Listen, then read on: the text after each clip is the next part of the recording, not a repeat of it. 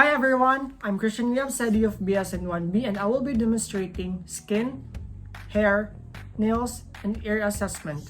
For the assessment, you will be needing the following: pen, alcohol, gloves, and also your millimeter ruler. In doing the assessment, make sure to cover all the curtains and close the doors in order to build a safe place and make the client comfortable. Shall we start? Before starting the assessment, make sure to wash your hands or use an alcohol for sanitary purposes.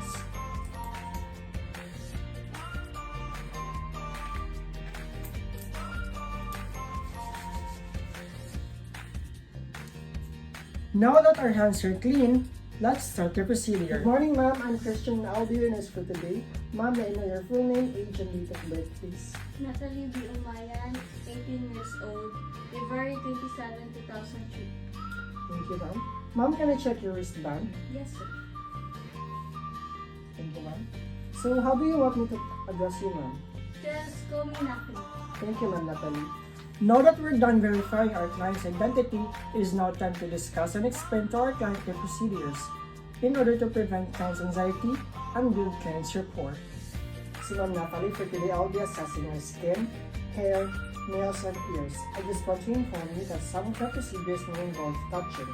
So basically, I'm just going to inspect and palpate your body parts to recognize any abnormalities, lesions, or whatsoever you can recognize. Is that okay with you, ma'am? Thank you, ma'am Natalie. So, ma'am Natalie, before we start, do you have any concerns and questions about the procedures? None so far, sir. Okay, ma'am. So, ma'am Natalie, since now you have concerns and questions, do you want me to begin the procedure? Yes, sir. Thank you, ma'am. So before doing the procedure, don't forget to use your gloves if lesions are present and use your millimeter ruler to measure the lesions. So, ma'am Natalie, before I'll be inspecting your skin, I have some questions. Is that okay with you, ma'am? Yes, sir. Have you experienced any skin cancer or rashes, itchiness, or skin lately? No, sir. Okay. Now let's start inspecting and palpating skin to assess temperature. Use the dorsal surface of your hand to palpate the skin's temperature. Ma'am Natalie, is it okay to touch your skin? Yes, sir.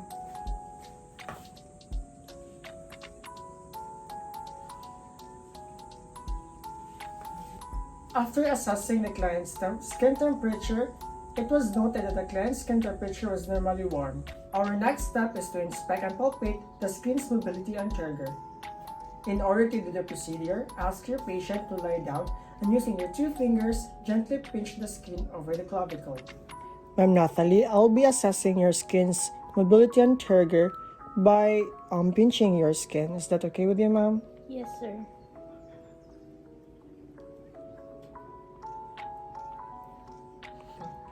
After assessing the client's skin mobility and turgor, it was noted that the client's skin pinches easily and go back to its position after releasing. Now let's proceed inspecting and palpating the client's skin texture. Use the palmar surface of the 3 middle fingers of your hands to palpate the skin's texture. Ma'am Natalie, I will now inspect your skin's texture. Is that okay with you, ma'am? Yes, sir.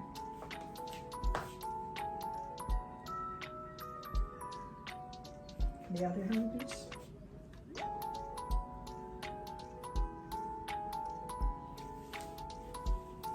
After doing the procedure, it was noted that the client's skin is smooth and even. Rough and flaky spots are not present, as well as lesions. Ma'am Natalie, now that we're done assessing your skin, can we now proceed to your hair and scalp? Yes, sir. For hair assessment, we're going to inspect and palpate the client's hair distribution. Ma'am Natalie, for your hair assessment, can I touch your hair? Yes, sir.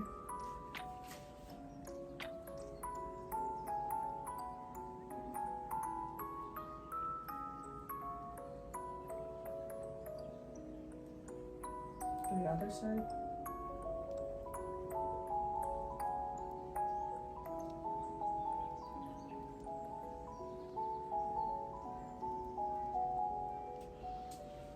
Thank you, ma'am. After during the procedure, it was noted that the client's hair is naturally brown. Client's hair distribution is even. And also, parasites, lesions, and flakes are not present. Ma'am Natalie, now that we're done assessing your hair and scalp, can we proceed to your nails? Yes, sir. Thank you, Ma'am Natalie. For nail assessment, we are going to inspect the shape of the client's nails. Ma'am Natalie, to start inspecting your nails, can I touch your hands? Yes, sir.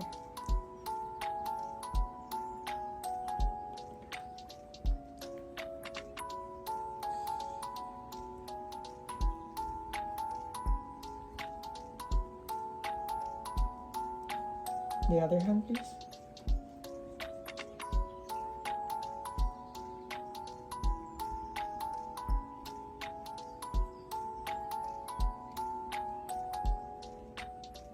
Thank you, ma'am. After doing the procedure, it was noted that the client's nails are in 160 degrees angle between the nail base and the skin. Ma'am Natalie, now that we're done assessing your nails, can we proceed to your head? Yes, sir. Thank you, ma'am. For the head assessment, we are going to inspect and palpate the temporomandibular joint of our client. To assess your client's TMJ, place your index finger in front of each ear, then asking your client to open his or her mouth. Ma'am Natalie, to start the assessment, is it okay to touch your jaw? Yes, sir. Can you open your mouth for me, please? Can you close it again?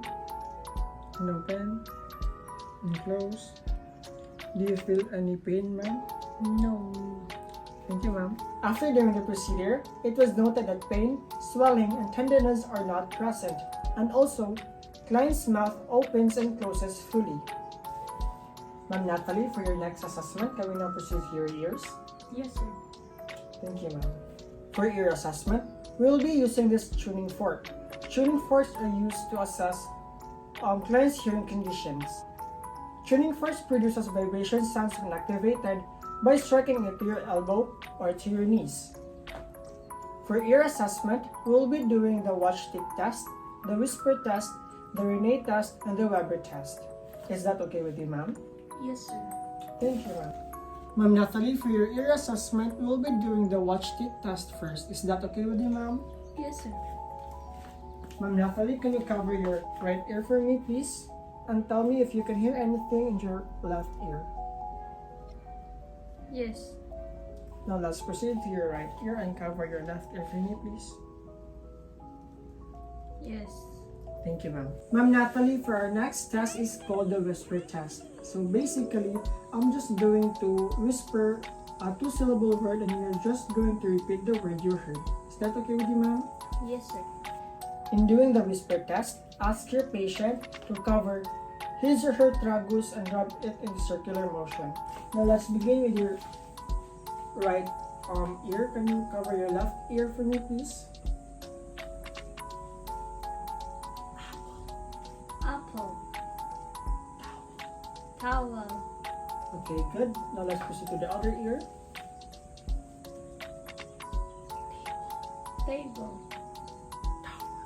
Tower. Thank you, ma'am. Ma'am Natalie, for our next test, which is the Weber test, I'll be activating this tuning fork and put this on top of your head, and you tell me which side of your ear you can hear the sound most, okay? Okay.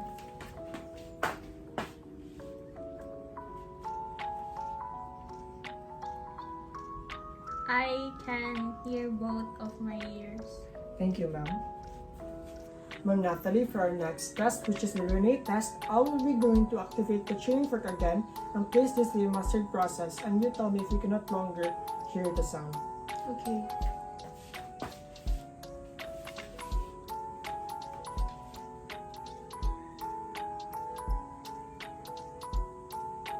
I can hear the sound anymore. Okay, ma'am, for this one. I can't hear the sound anymore. Now let's start it and do the other ear.